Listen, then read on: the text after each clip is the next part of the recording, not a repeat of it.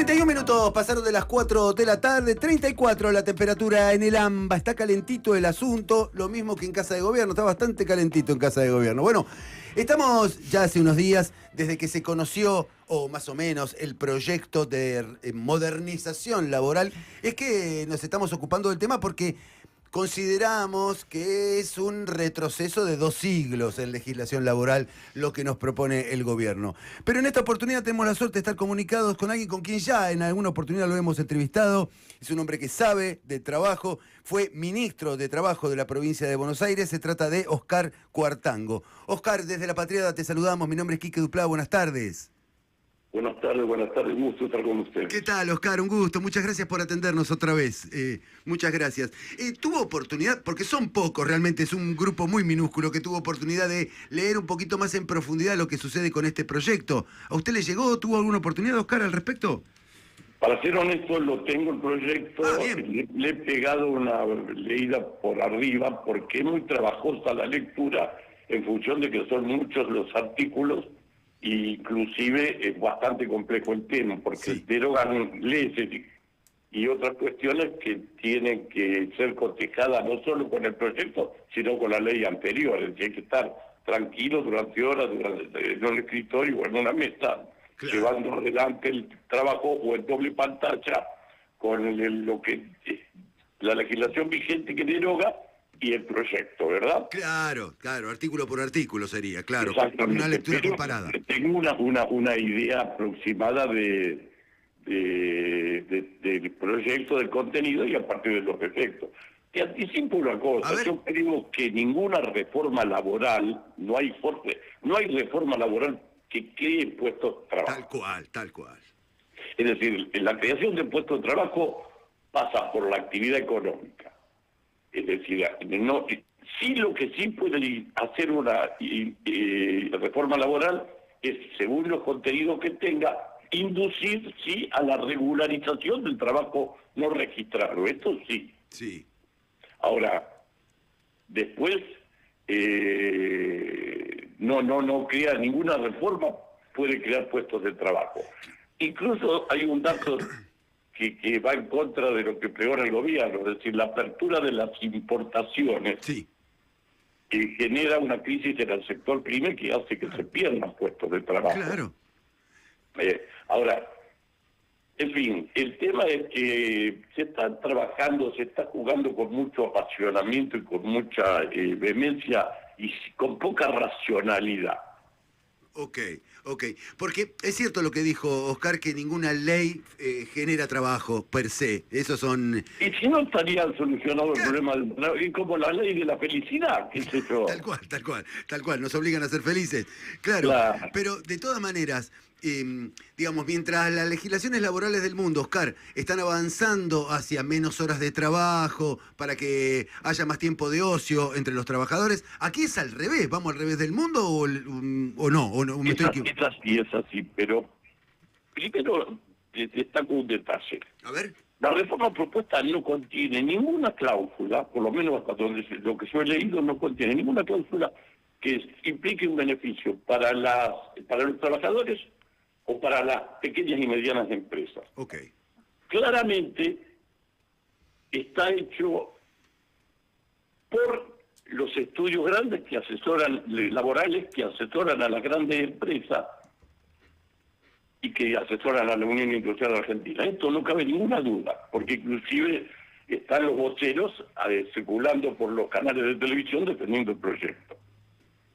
Claro. Y por otro lado, tendría que haber entrado por diputado, porque modifica aspectos impositivos.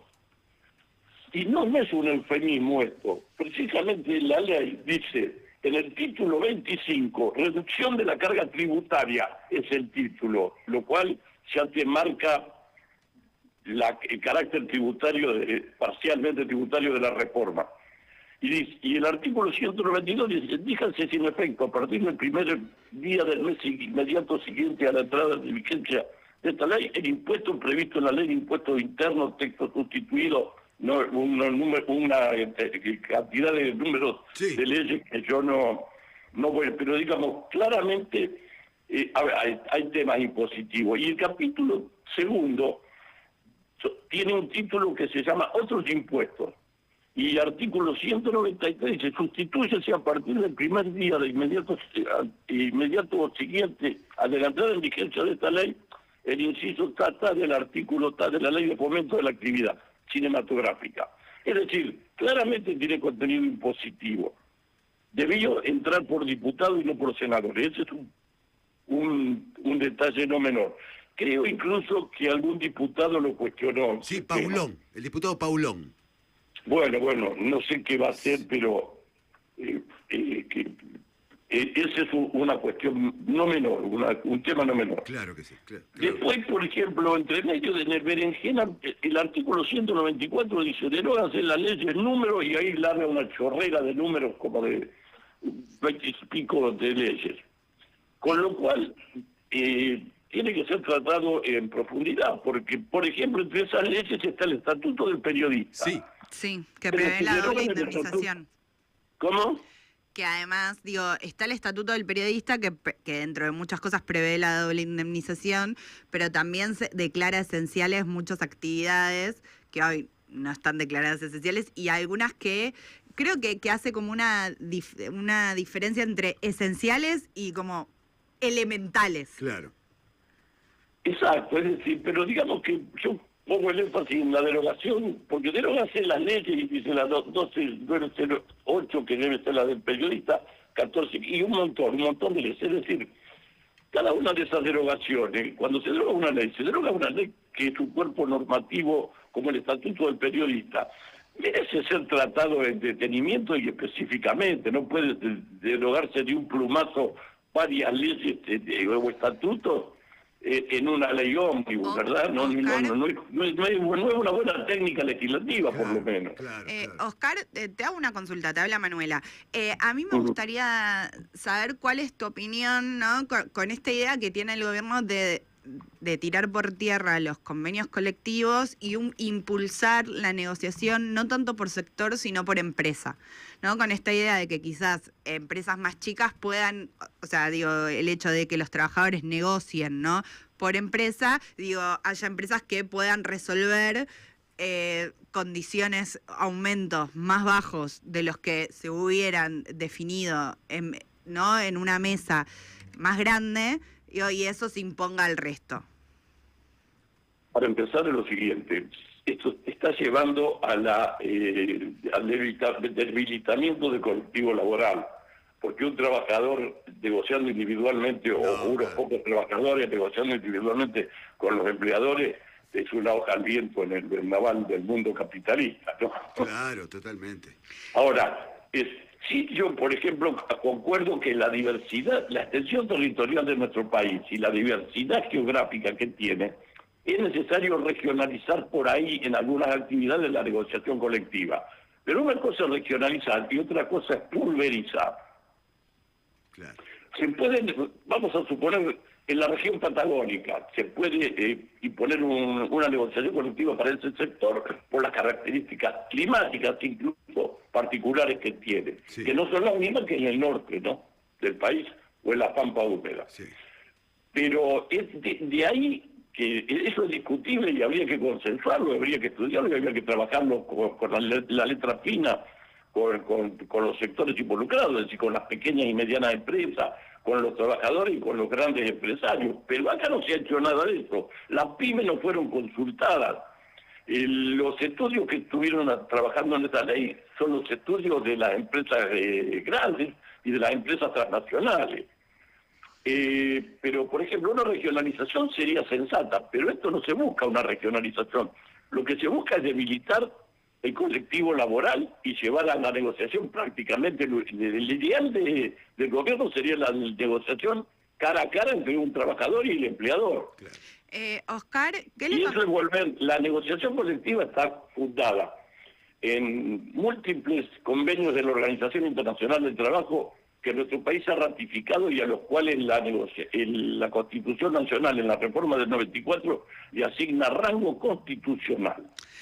De manera que hay que ser muy cuidadosos con esto, porque es la herramienta más democrática para regular las relaciones de trabajo, la negociación colectiva entre las empresas y los trabajadores. Y a propósito de eso, hay un instituto que se tiende a derogar, que es el Instituto de la Ultraactividad en la negociación colectiva. Eso significa simplemente que un convenio colectivo, hasta que no se renueve por otro convenio, se sustituya por otro convenio colectivo, mantiene su vigencia aún cuando haya vencido, ¿verdad? Claro. Si se elimina la ultraactividad, implica que por el mero arbitrio de no negociar o de no acordar un nuevo convenio colectivo, las cámaras empresarias pueden dejar sin efecto el convenio anterior. Es decir, es muy grave la cuestión. Claro que sí, claro que sí. Oscar, te hago la última por mi parte. ¿Qué le contestarías a Federico Sturzenegger, que hoy a la mañana, en comunicación con Feynman, dijo que los trabajadores están reclamando mayores flexibilizaciones? No es así. Lo que sí yo reconozco es que hay un colectivo laboral importante, que es casi la mitad de la población, que son los trabajadores no registrados y los trabajadores mal llamados trabajadores de plataforma, ¿verdad? Sí, claro. Dicho en buen romance, los delivery, los chicos que hacen eso, llevadas a domicilio con la bicicleta, con la moto, ¿no? Sí. La ley precisamente a su respecto lo define. El tema es un tema que está en polémica y en debate en todo el mundo, y se han practicado algunas regulaciones, por ejemplo en España, donde se define por una relación laboral, aunque atenuada en sus rigores, ¿no? Pero acá se define por lo contrario, es decir, los deja librados a la buena de Dios porque los declara monotributistas, expresamente el proyecto de ley. Con lo cual, ¿a quiénes beneficia? A las empresas que utilizan las plataformas, porque las plataformas son una herramienta. Claro. Benefician a las empresas que utilizan la plataforma y en desmedro de los trabajadores. Ahora, tampoco se puede regular en abstracto los trabajadores de plataforma, porque son una forma nueva, una modalidad nueva de trabajo que tiene sus particularidades. Hay que estudiarlo, profundizarlo y traerlo de la realidad a la legislación, y no llevar la legislación para modificar la realidad. Tal cual. Por ejemplo, tienen particularidades como que no tienen horario, no cumplen horario estos muchachos. Sí. Tampoco pueden no trabajar un día o dos. También pueden trabajar para más de una plataforma o empresa. Sí.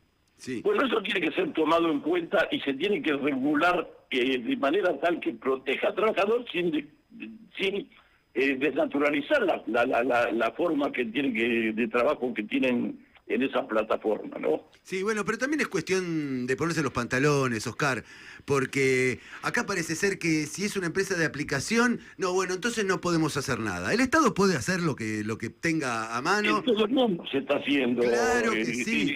Lula en Brasil le marcó la cancha a Twitter. Claro. Sí, se le cerró una semana la cuenta a Elon Musk en Brasil. Recularon en Chamita, Claro que sí, por eso me parece que lo importante es la valentía del dirigente. Quiero hacerle la última por mi parte, Oscar, aprovechando su amabilidad, porque también en el marco del debate de esta reforma se habla de la retroactividad de la ley. O sea, si la ley se aprueba hoy, podrían echarme a mí con la indemnización posterior a la ley. Eso me parece que es muy ilegal, ¿no?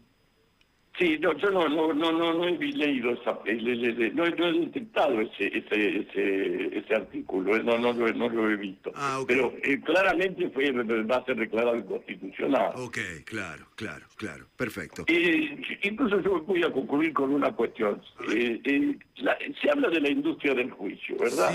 Sí. Es una falacia, Incluso Piegari es un restaurante muy conocido en Buenos Aires, donde casualmente se lo utilizó como ejemplo de la industria del juicio, cuando en realidad no lo fue. Se trata de un empleador que no cumplió la legislación respecto de un trabajador que tenía 26 años de antigüedad. Claro. Ahora, la industria del juicio no existe, pero van a proliferar los juicios con planteos de inconstitucionalidad, porque no se ajustan a la Constitución Nacional y a los tratados internacionales con rango constitucional, como por ejemplo los de la OIT, los convenios de la OIT sobre negociación colectiva o sobre libertad sindical. Claro. Y finalizo con yo creo que es un ataque, claramente un ataque no a los sindicalistas, al sindicalismo. En general, claro. Y en realidad yo creo que no hay peor situación para un trabajador que no haya sindicato. Tal cual. Tal cual. Oscar, siempre es un gusto charlar con usted. Muchas gracias por el tiempo y seguramente lo vamos a volver a tocar el timbre en cualquier momento. Si no lo aprueban rápidamente, cosa que deseo que no, porque eso merece ser tratado y debatido, va a haber mucha tela para cortar. Sí, claro que sí, por eso se lo estoy advirtiendo. Destaco por eso porque no se tendría que mandar extraordinaria, tendría que ser en periodo de sesiones ordinarias. Claro, y tomarse su tiempo. Pero bueno, son las reglas de juego y el gobierno está apurado. Exactamente. Oscar, fuerte abrazo, gracias por su tiempo. Gracias a ustedes, suerte. Adiós, adiós, señor. Allí se retira Oscar Cuartango, él fue ministro de Trabajo de la provincia de Buenos Aires y por supuesto el tema que nos está ocupando desde hace unos cuantos días y seguiremos así, que tiene que ver con la reforma laboral. 47 pasaron de las 4 de la tarde, hacemos una tanda y venimos.